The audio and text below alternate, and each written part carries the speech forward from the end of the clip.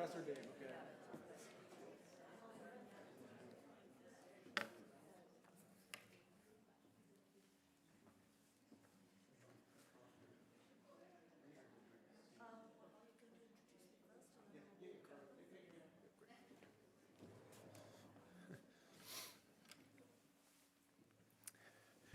Great, well, thank you all for coming out on this beautiful spring evening. It really is a lovely night, but I think it's going to be an even lovelier conversation tonight to have Professor Dame Linda Colley with us talking about Edward Gibbon and the decline and fall of the Roman Empire and other elements of Gibbon's life. I also want to thank all of the friends of the American Philosophical Society. You all allow us to host these public lectures. They're underwritten in large part by the Friends program. And for those of you that aren't friends, it's a wonderful program. There's a lot of them in the audience tonight. I'd encourage you to talk to them about what it's like to be a friend. Among other things, before every lecture, there is wine and cheese, an opportunity to talk to the speaker beforehand. And once a year, tonight was that night, we host a garden party in Jefferson Garden. Friends at different levels can come to our April and November meeting of members. Our last meeting had a number of Pulitzer Prize winners reflecting on the Declaration of Independence. Our upcoming November meeting, we currently have Justice Sonia Sotomayor speaking, former Vice President Mike Pence speaking, along with former Librarian of Congress Carla Hayden and a whole range of others. So if you're interested, by all means, check out our Friends program. And for those of you that are friends, thank you for your support.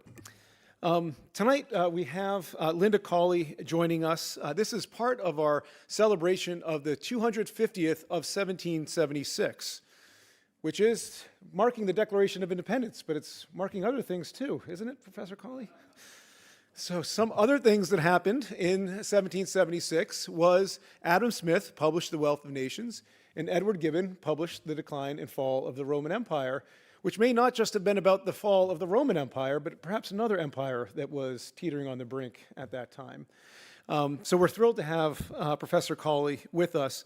The series in general this year, if you've been a part of these conversations, we had the director of the Society of Antiquaries in London come. We have Linda Colley representing the British Academy with us now. We've been trying to facilitate an exchange across the Atlantic and to show the continuing bonds that exist between the United States and Great Britain, how important it is to exchange ideas across the Atlantic. And for our inspiration, we actually found our inspiration from Benjamin Franklin, who's a founder of the American Philosophical Society and whose papers are with us. And one of those treasures that we have in his voluminous account, 80% of Franklin's letters are with us, is a passport he wrote to James Cook. And in it, he described how James Cook's expedition around the globe was a truly laudable undertaking, as it will increase the geographic knowledge, facilitate the communication between nations, and exchange useful products and manufacturers, whereby the common enjoyments of human life are multiplied and augmented. This was a project to improve human society. So in the midst of the American Revolutionary War, when Americans were attacking British ships, he wrote to every merchant ship, "You would not consider Cook as an enemy, nor suffer to plunder to be made any of the effects contained in those ships, nor obstruct their immediate return to England by detaining them or sending them into any other part of Europe or America, but that you would treat the said Captain Cook and his people with all civility and kindness, affording them as common friends to mankind." And it's in that spirit that we welcome Professor Colley tonight to join us.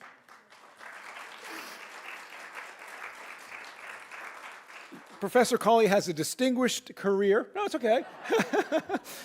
It's so distinguished that it would take a long time, so I'll just summarize. But Professor Colley is a professor at Princeton University. She's written an enormous number of books. The staff here at the APS, many of whom have PhDs, were comparing notes on how many we had to read for our oral exams. But among them are Britons, Forging the Nation, Captives, Britain, Empire in the World, The Ordeal of Elizabeth Marsh, A Woman in World History, Acts of Union and Disunion, and The Gun, the Ship, and the Pen, Warfare, Constitutions, and the Making of the Modern World. She has received numerous awards, including the Order of the British Empire, making her the Dame of the Order of the British Empire, and as part of Her Majesty Queen Elizabeth II's Platinum Jubilee birthday honors. She holds 8 honorary degrees and is a member of the British Academy, which is a co-sponsor of the event tonight. She's going to be talking about Gibbon's history writing, what he describes as the decline of the two empires, the Roman and the British, published in 1776. Professor Colley?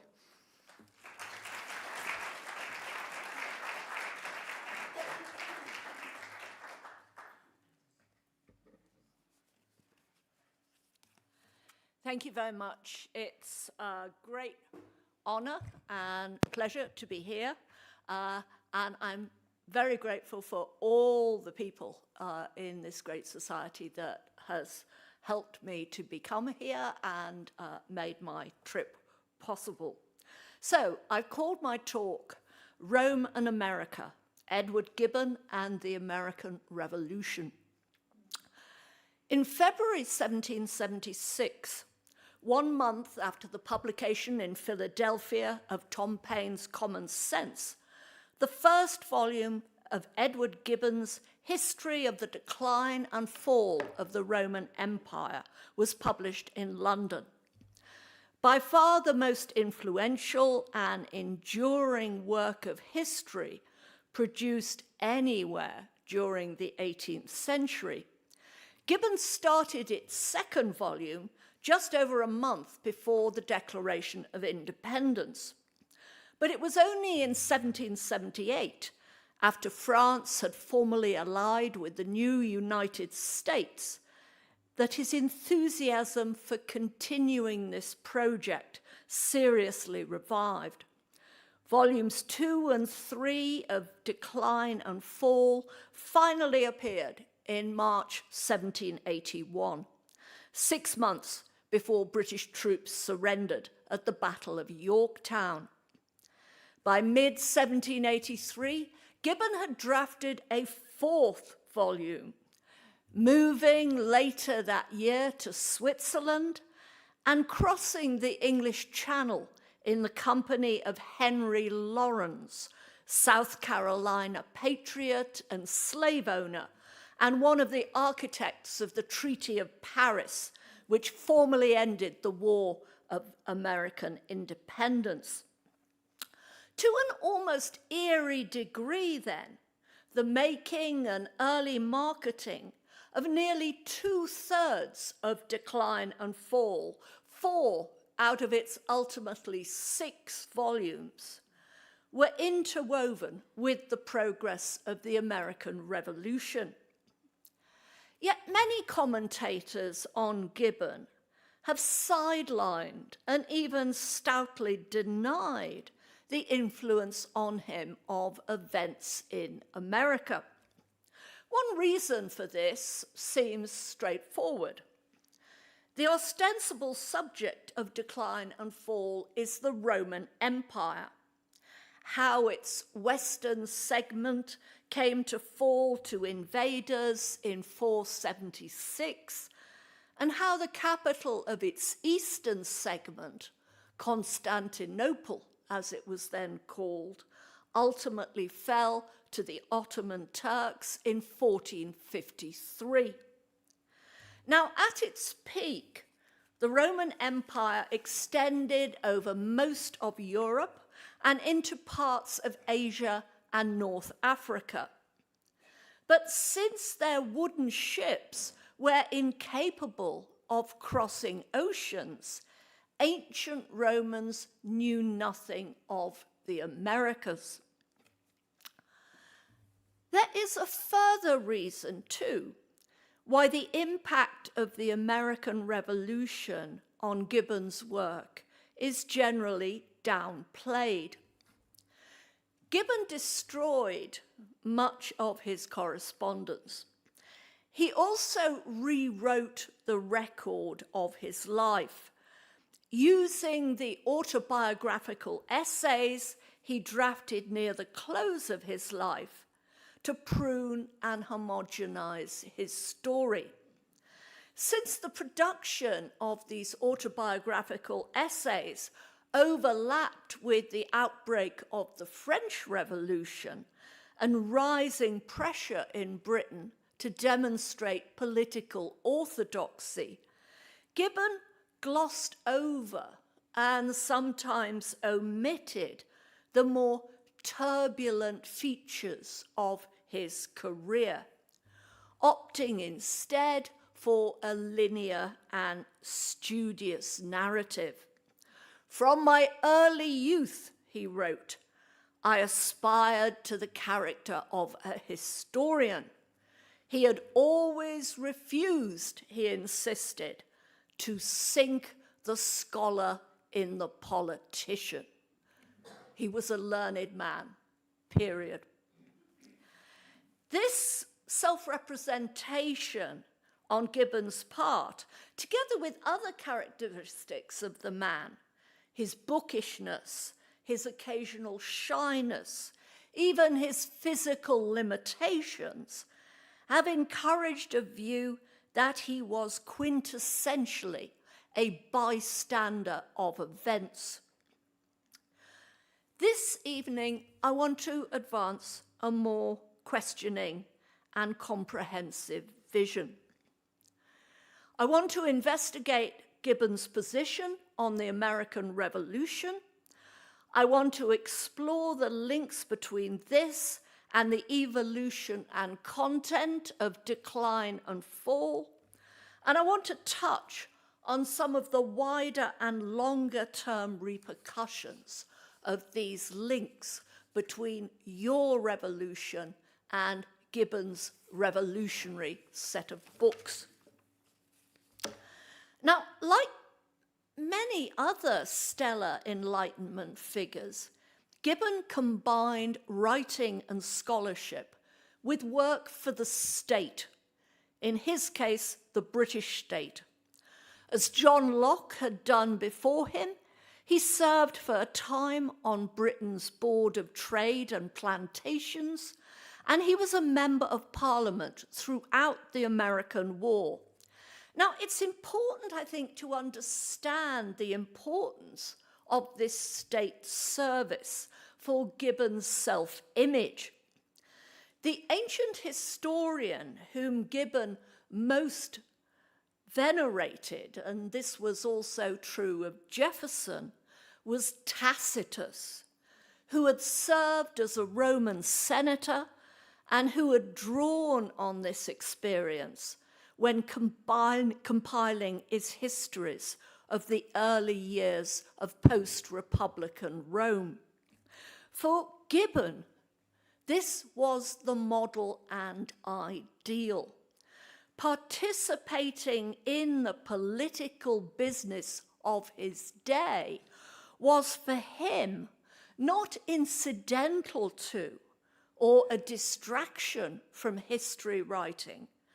It was an important contributor and complement to that writing. Now, those who want to see him as detached from contemporary politics often point out that Gibbon does not seem to have made speeches in the House of Commons. But actually, this did not signify all that much.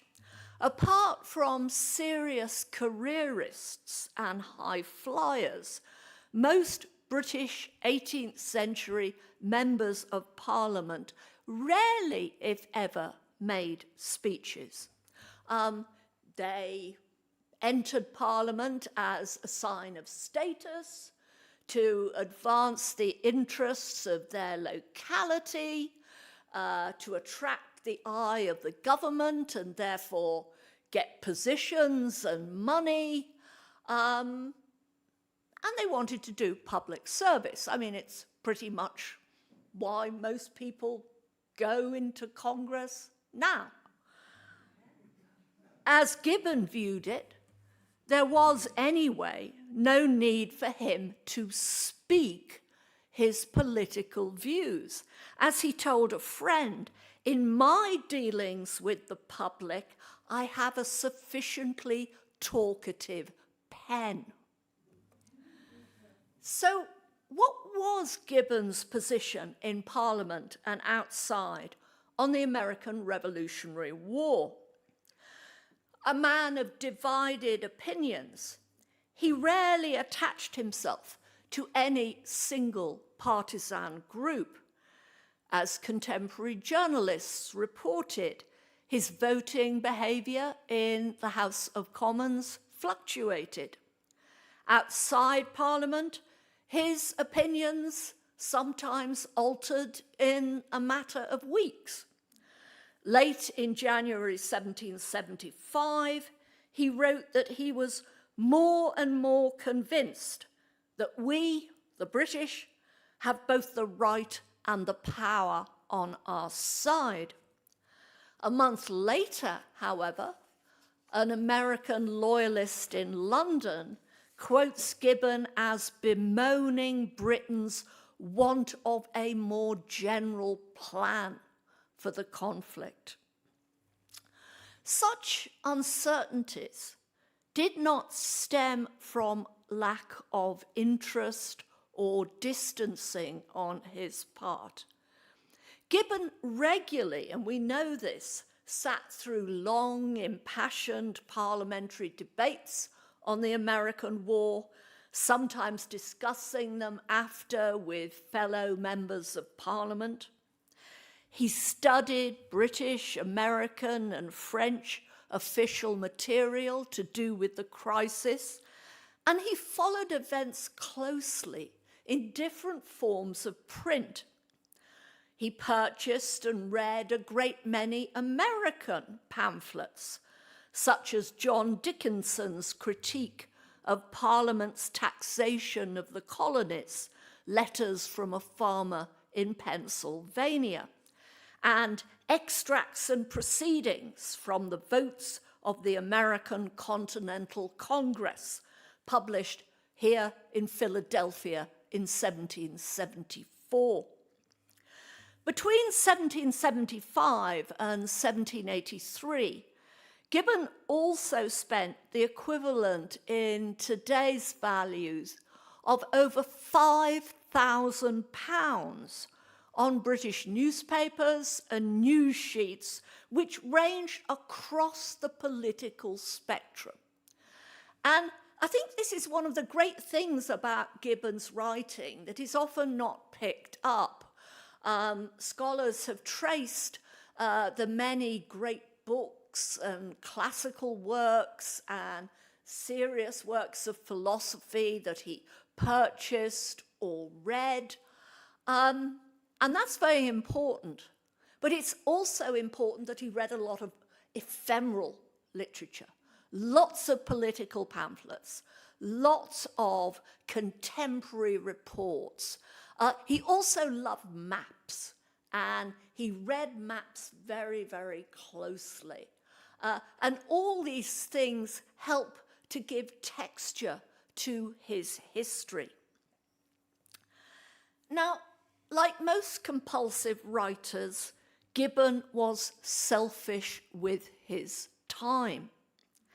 That he chose in the 1770s and early 1780s to devote so much of that time to events in America is therefore significant. In part, his willingness to do so derived from an interest in tracking analogies across time. Britain's war with the one-time 13 American colonies, after all, shed light on the themes and problematics that he also needed to deal with in writing Decline and Fall.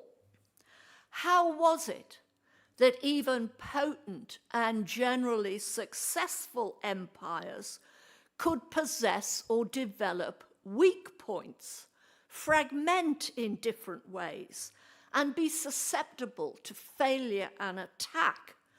And what were the pressures, circumstances, and ideals that might energize opponents of empires and allow them sometimes to succeed.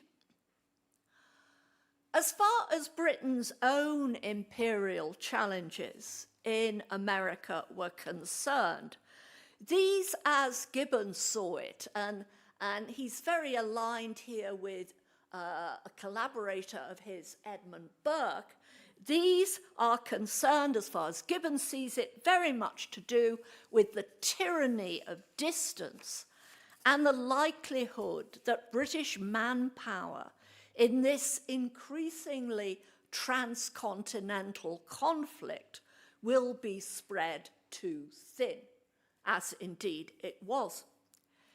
Even in 1775, Gibbon was convinced, I quote, that the conquest of America is a great work, using great in the sense of overwhelming. I do not understand, he went on, that we have sufficient strength at home. Britain's paramount navy, he thought, was simply not enough on its own and in a war of this sort to make any real difference. As he wrote in mid-1777, "What a wretched piece of work do we seem to be making of it in America, the greatest force which any European power ever ventured to transport into that continent is not strong enough even to attack the enemy.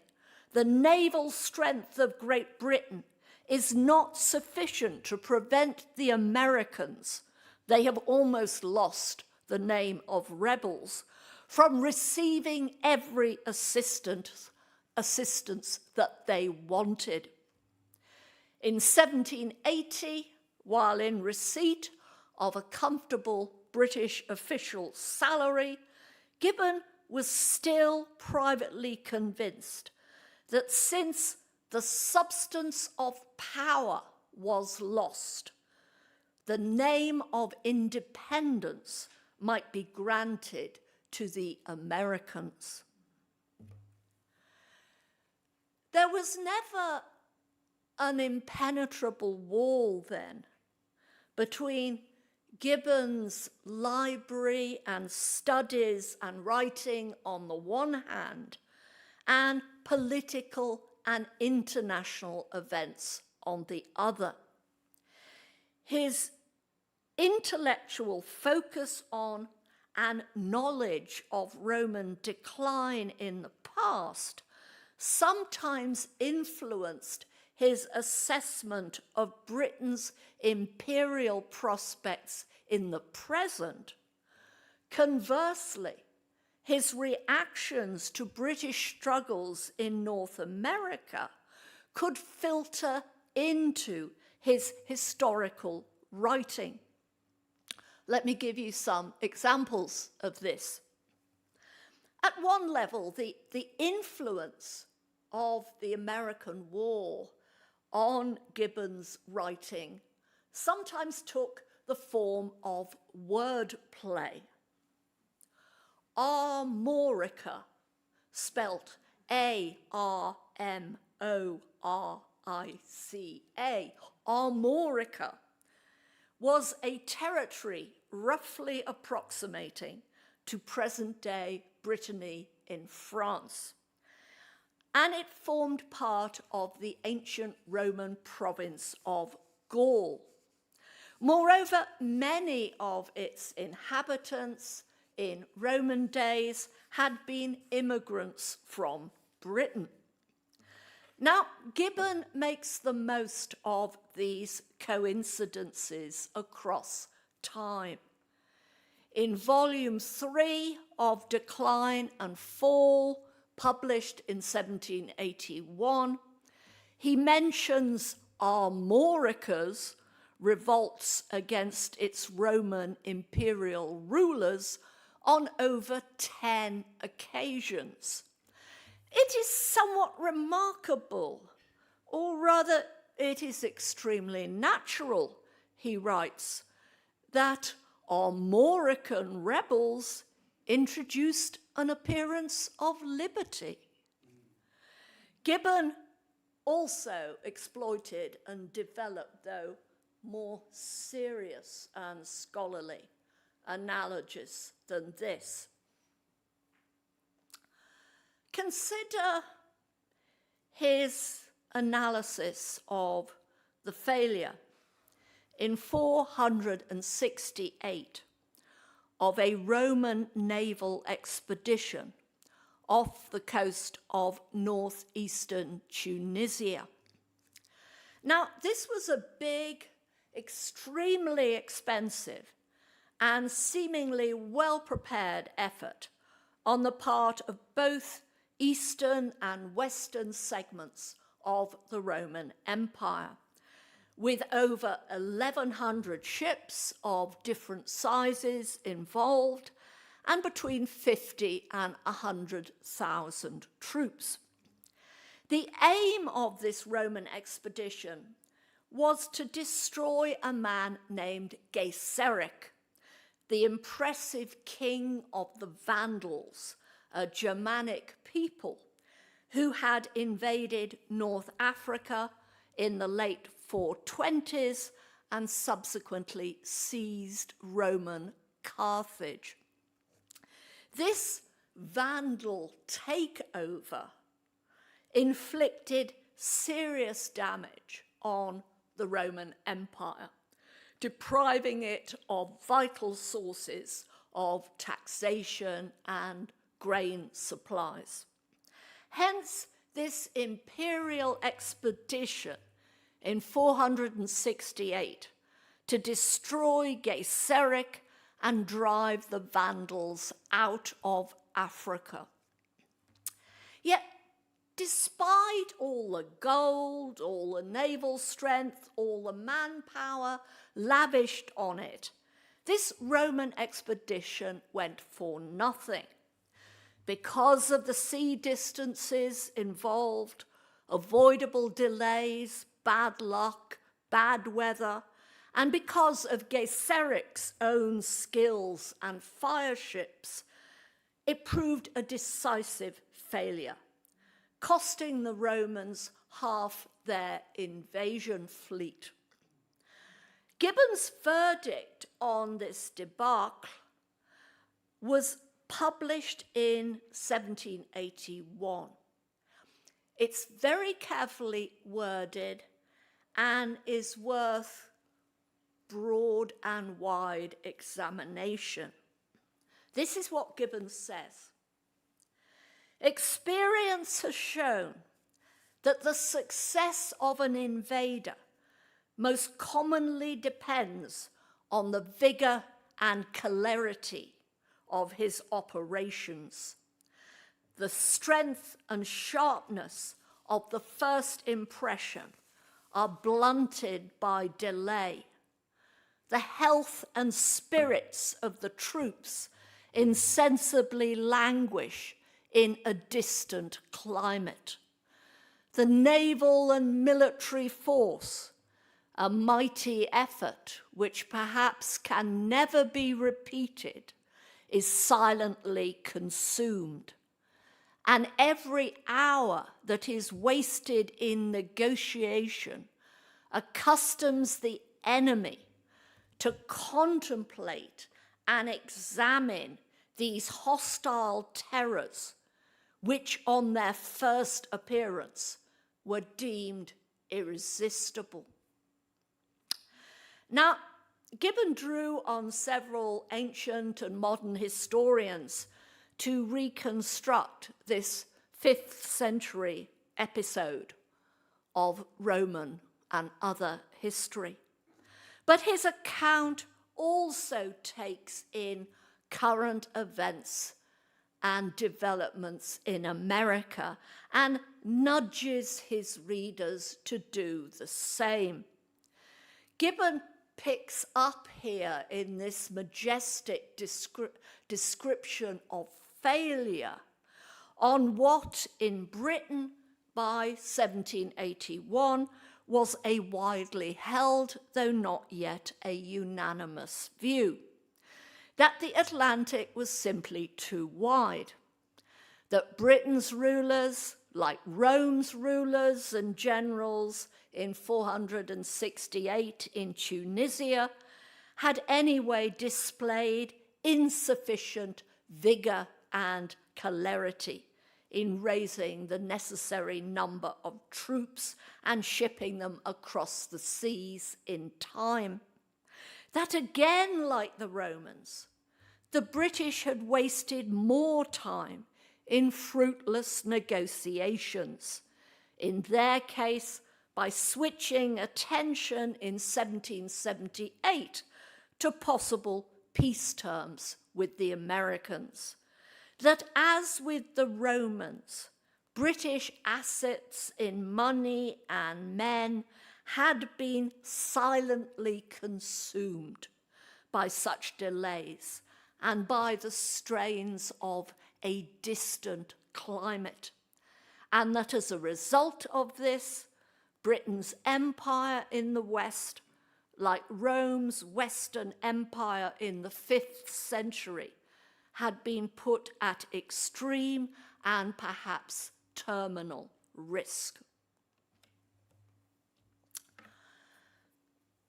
Only at rare intervals, then, did Gibbon feel confident about British prospects in America.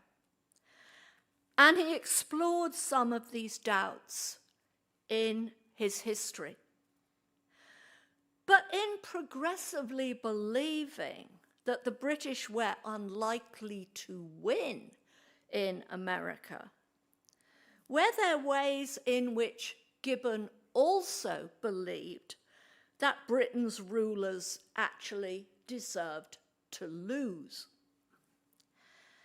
Never venturing outside Western Europe, Gibbon possessed few American-born acquaintances, and except when seeking out information, rarely sought out any.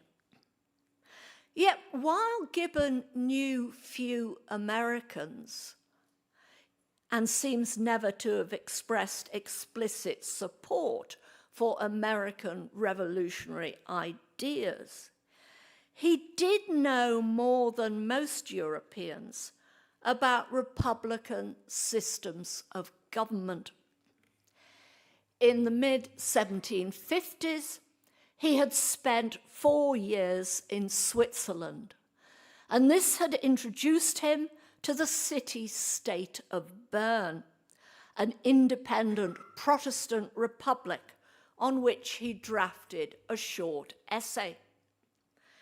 His opinion about Bern's government were mixed, but that he should later have considered writing a history of the early Swiss Confederacy, again a non-monarchical polity, is surely significant. Until the final years of his life, and perhaps not even then, Gibbon was rarely entirely convinced or captivated by monarchs.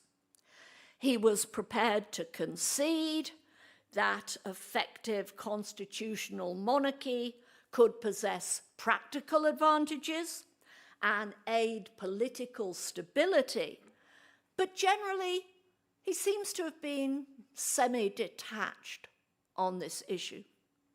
True, he chose to meet several kings at different stages of his life. George III, the new British monarch, shortly after the latter's accession in 1760.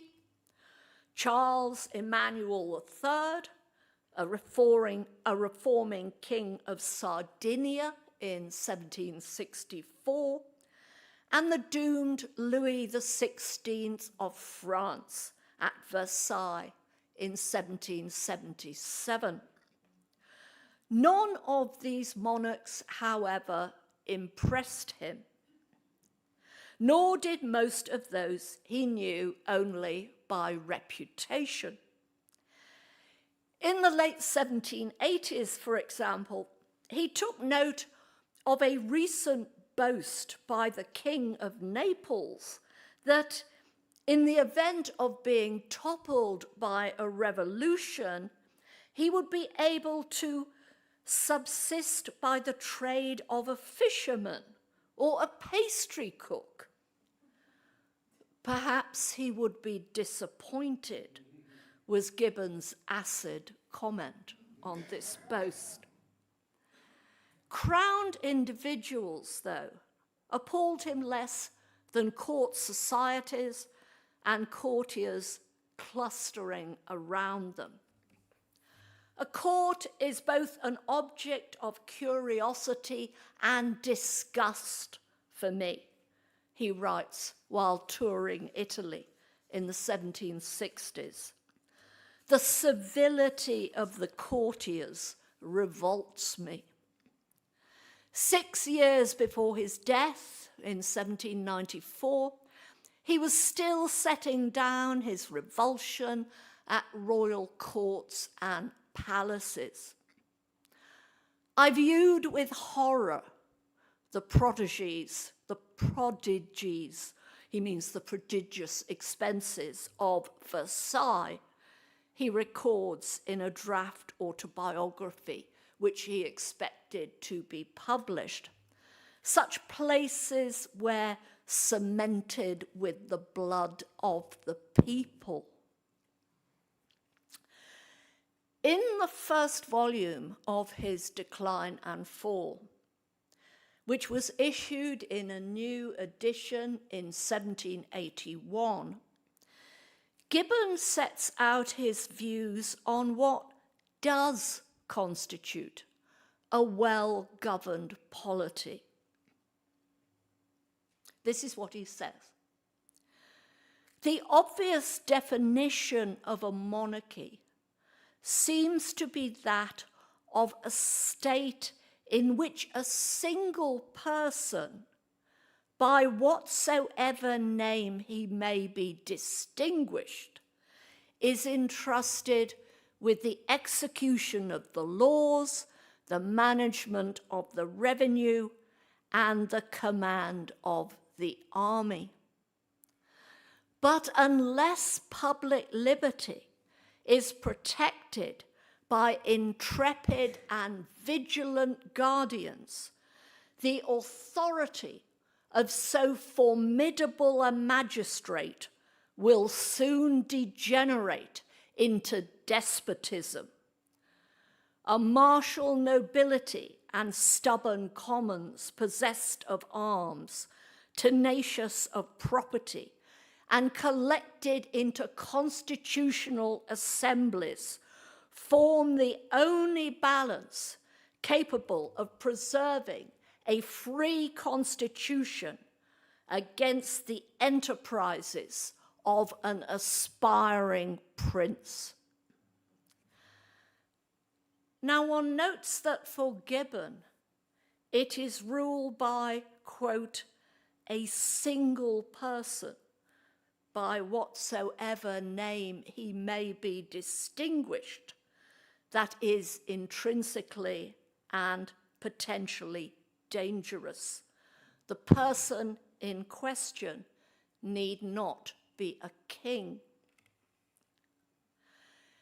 Gibbon's skepticism about full-blown monarchy, his anxiety about overmighty individual rule of any kind, and his insistence on the need always for constitutional guardrails are important. As far as the revolutionary era is concerned, these positions on his part, I believe, suggest that Gibbon's ambivalence about the American war was not always only to do with its costs and geographical challenges. Issues to do with rule and empire were also involved as far as he was concerned. His perceived views on these matters help to explain why decline and fall quickly secured an appreciative American readership. Congress purchased a set in 1783, as well as attracting a politically engaged readership in Britain and Ireland, and ultimately far beyond in other continents. Now, this is a huge topic, the diffusion of Gibbon's reputation over time and his political impact over time in different continents. And you'll be glad to know I'm not going to discuss it in detail now. So let me just make 3 brief points before opening this up to questions. First, I think we should take note of the significance of Edward Gibbon's title, Decline and Fall of the Roman Empire. Today we take this for granted, sure, and you see decline and fall in various other titles. But Gibbon's title is new. No previous book in the English language had been entitled Decline and Fall anywhere. Of course, there had been lots of books about the Roman Empire before Gibbon and on other empires and other states going through problems, but the usual formula was to entitle such books The Rise and Fall. When Montesquieu published a survey of the decline of the Roman Empire in the 1730s, he called it Rise and Fall. But Gibbon is much crueler. It's decline and fall. He is writing from the outset about rot, if you like. And one way of tracing Gibbon's growing impact is by charting how quickly that phrase, decline and fall, becomes a slogan for protest and criticism. The petitioners from Wales who complained in 1780 about the economic consequences of the American War may or may not have read any of Gibbon's history books, but some of them had certainly heard of his book. Their petition to Parliament that year attacks the decline of trade, the fall of rents. And you see this over and over again, wordplay. His title really takes off. Second brief point. In publishing the start of his epic in 1776, and doing so in London, at that point, the world's greatest centre of print and print exports, Gibbon was immensely lucky. He was not a lucky man in general, but he was surely lucky at the time and place of his publication. From the outset, because of what was happening in America, journalists, reviewers, politicians, and readers picked up on the echoes and analogies of what had happened in ancient Rome and what was now happening across the Atlantic. And such comments and arguments crossed long distances very quickly, even in wartime.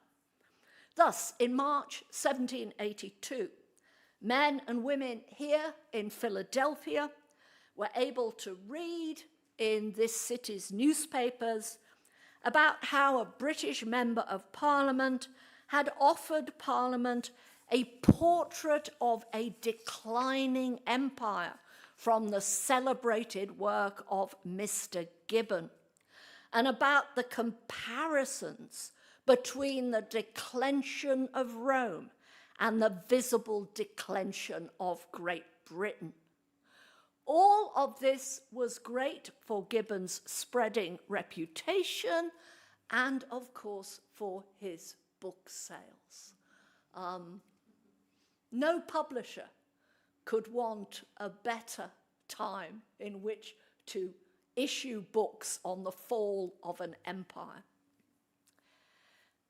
But my third brief point is in some ways the most important.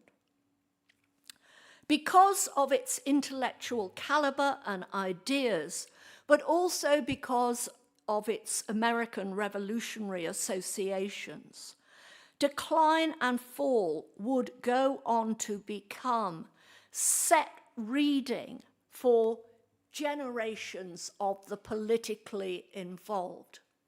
Now, some of these politically involved readers would be supporters of empire, hoping to find out what Rome had done wrong so they could get it right.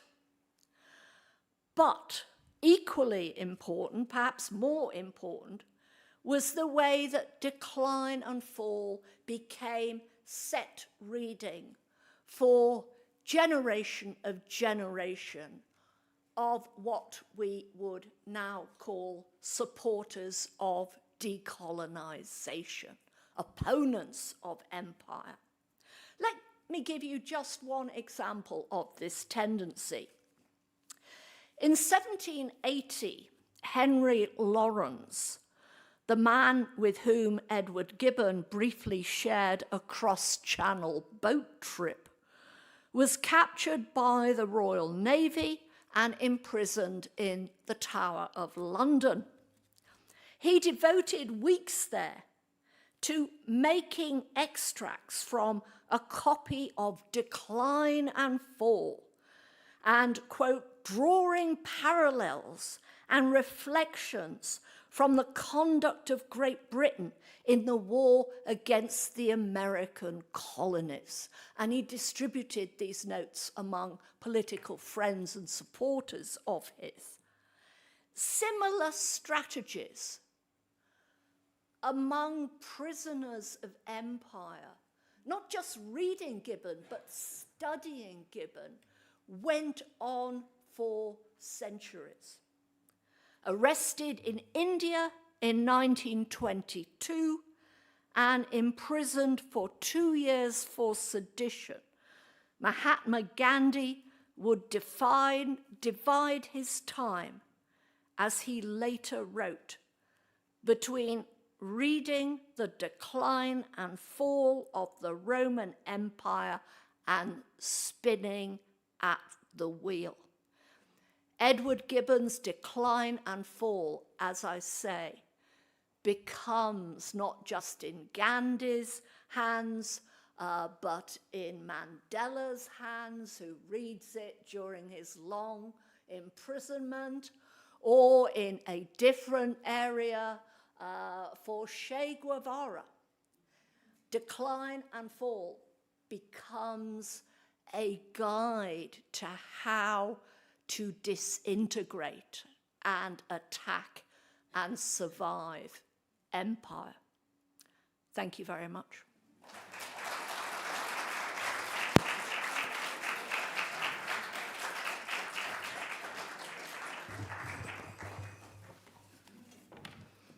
Shall I sit down? Yeah.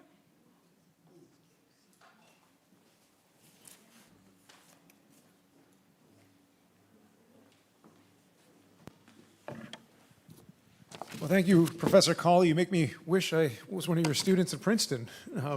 What a masterful lecturer and storyteller. Maybe there may be some questions, but maybe I'll start off with a couple of thoughts that came to my mind listening to your talk. The first is I mentioned how the Society is home to the Franklin Papers. We have about 80% of his correspondence here. Gibbon, correspondence.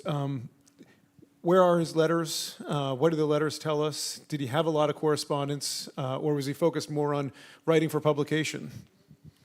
Well, would that Gibbon left even a quarter of the letters that Franklin left. Gibbon throws things away. He's very good at keeping family letters, which is very admirable, but, you know, they're kind of thank you for the socks, which isn't what you necessarily want. But, you know, he's getting letters, we know, from Adam Smith, who's a close friend, people like that, and he throws quite a few of them away.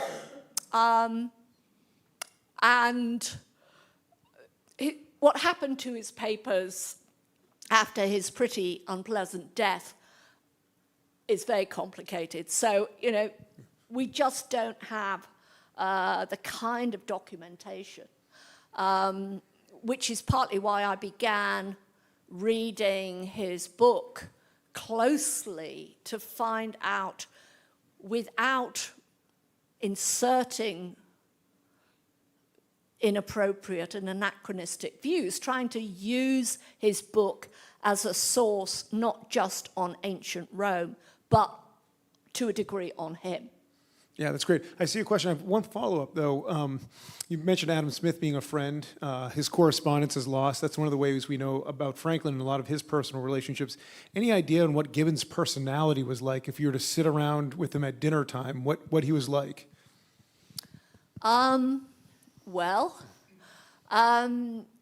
He became increasingly conceited as he aged. Other people do that as well. I should say that Gibbon was progressively and in some ways, and to him, humiliatingly disabled. And I think that a lot of the time he must have been in pain. And I don't suppose that did his temper any good. That said, he was very good with young people who were often very rude to him partly because of his disability. Gibbon was not a handsome man. His close friend said that portrait is the closest to what Gibbon looked like when he was approaching middle age, and when he hadn't put on as much weight as he eventually did. There are lots of bad and cruel jokes about Gibbon's physical appearance. But he's very clever, he's very witty, he's good with the young, he's fluent in French. He likes clever women. He particularly likes female writers, of whom there is growing number towards the end of the 18th century. So it might have been a bit of a strain, but I think most people here would have enjoyed sitting at a dinner table with him. Yeah. Question? Yeah, my question relates to the profound impact that his writings have had through, as you say, centuries. My question is, were there any critics at that time, and what was the essence of their criticism of his writings? Very good question. There were critics. Some of the noisiest critics came from clerics. Gibbon, this is intensely disputed, but it seems to me that Gibbon was essentially a deist.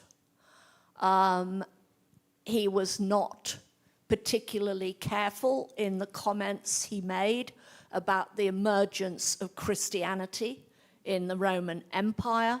He felt that it was actually much healthier when the empire had been a pagan society and tolerated multiple faiths.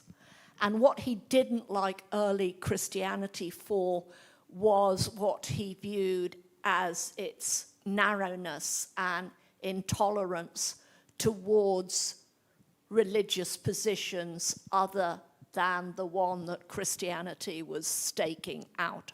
So he got a lot of criticism on that score.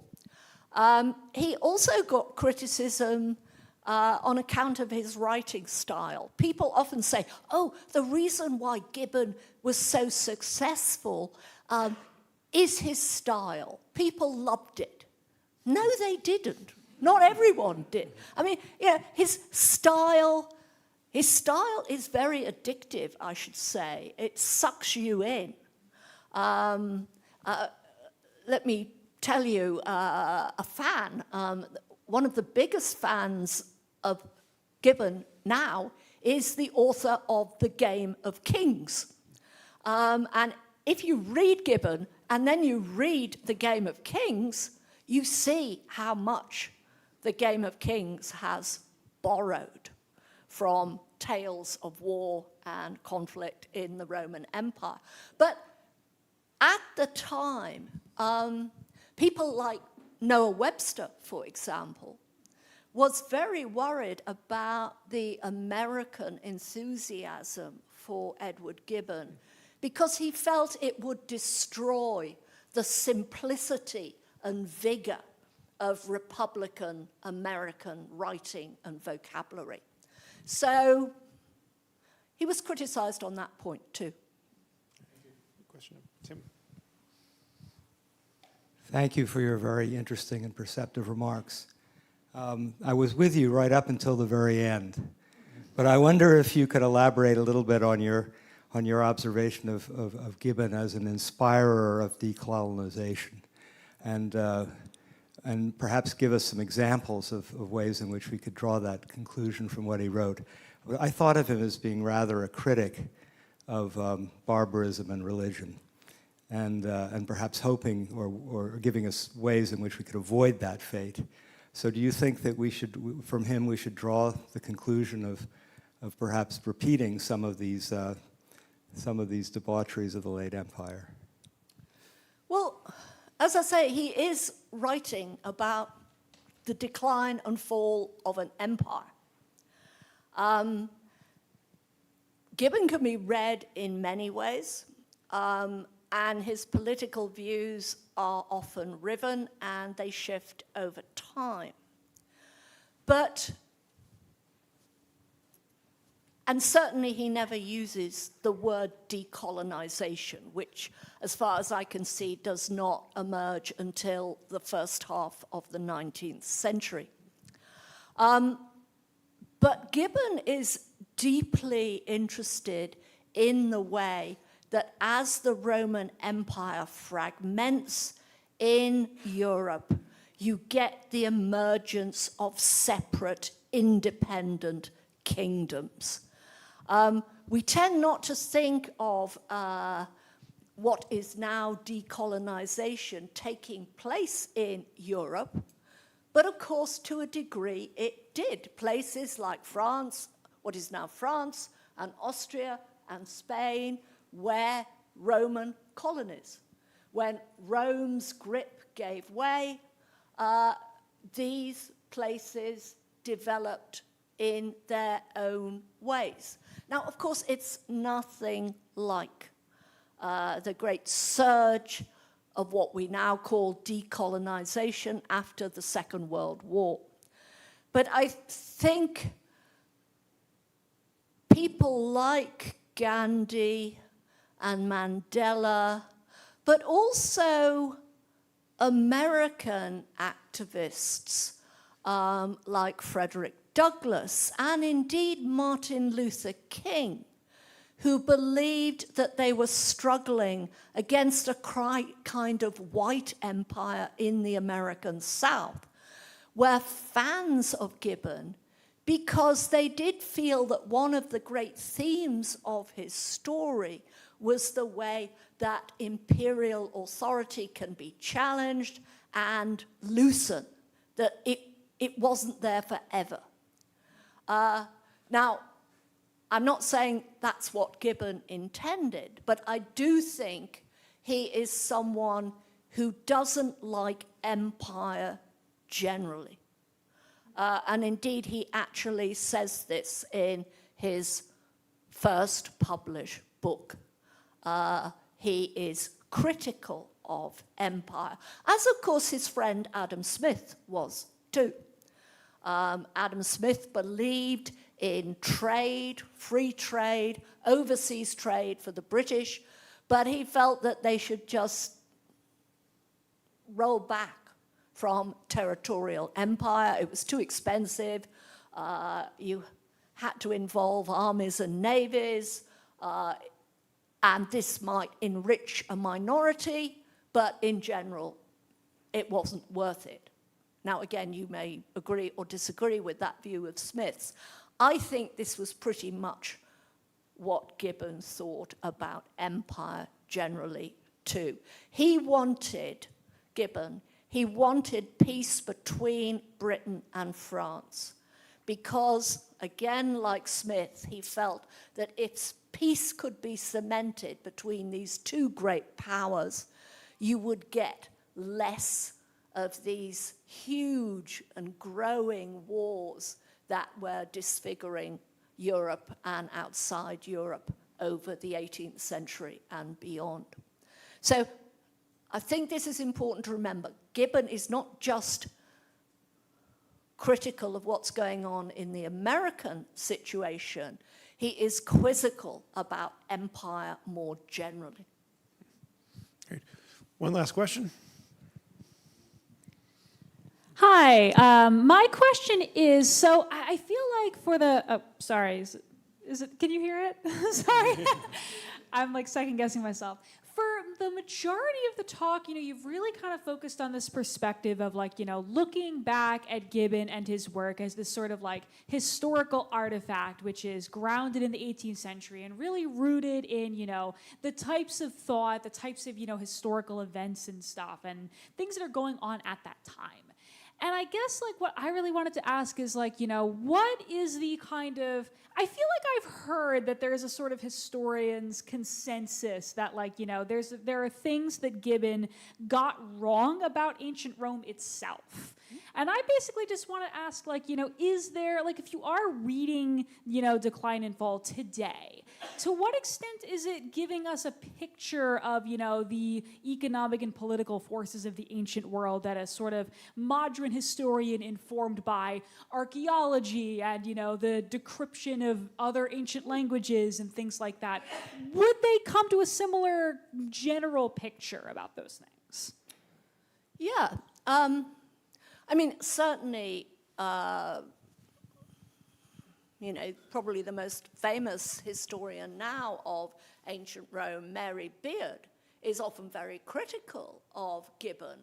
Now, I think there's a lot of reasons for that, and I should say Mary Beard is a friend of mine. But I am not an ancient historian, and my job is not to assess how right or wrong Gibbon is in his judgment of certain stages of ancient Roman history. And of course, Gibbon is writing way before modern archaeology transforms our knowledge of these ancient societies. And although he had excellent Latin, slightly less good Greek, he doesn't have the range of languages which ancient historians now of that area take for granted, Aramaic, that kind of thing. I mean, he just doesn't do that. And he doesn't dig with his hands in the sand to find physical evidence of what he's talking about. He's writing at a different time and in a different cultural world. He does, however, use a lot of classical sources and writings which are still critical for ancient history now. He can't do the archaeology, he can't do the span of languages, but his knowledge of ancient historical writing, ancient writing of all kinds, the stuff that had survived, is extremely good. And one of his great advantages was the fact that he was fluent in French, because it was the French in the 18th century who really took a lead in a lot of the adventurous work that was going on in looking at Greek and Roman currency, researching where Roman roads had gone, all that kind of stuff. And Gibbon incorporates a lot of this because he knows a lot of French scholars. He's also, I think, and this interests me because it overlaps with my own interests, he was a kind of what we would now call a global historian. He's very interested, for instance, in how the Roman Empire interlinked with Egypt and parts of Africa, how it interlinked with parts of India, what were the connections in trade between the Roman Empire and what is now China. So within his limits, he was very unlimited. And as I say, his cartography helps him a lot. He's got very good spatial sense. And if you read his description of Constantinople, ancient Constantinople, a place he had never gone to, and it wouldn't have survived even in the 18th century anyway, but he evokes it with tremendous power and confidence because he can read maps and he can build out of maps what ancient cities could have looked like and how they relate with the sea and the coastline and things like that. So my sense is the ancient historians can argue among themselves about whether his interpretation of, say, someone like Julian the Apostate is right or wrong. I leave them to their struggles. I can't contribute, but I am interested really in what the text can tell us about Gibbon himself, why he writes it the way he does, and why this history of ancient Rome has survived and been read in so many ways. Because there's hundreds and hundreds of histories of ancient Rome. There still are. Most of them disappear, but Gibbon doesn't. And so I wanted to find out why. Great. Well, thank you, Linda, for a wonderful talk.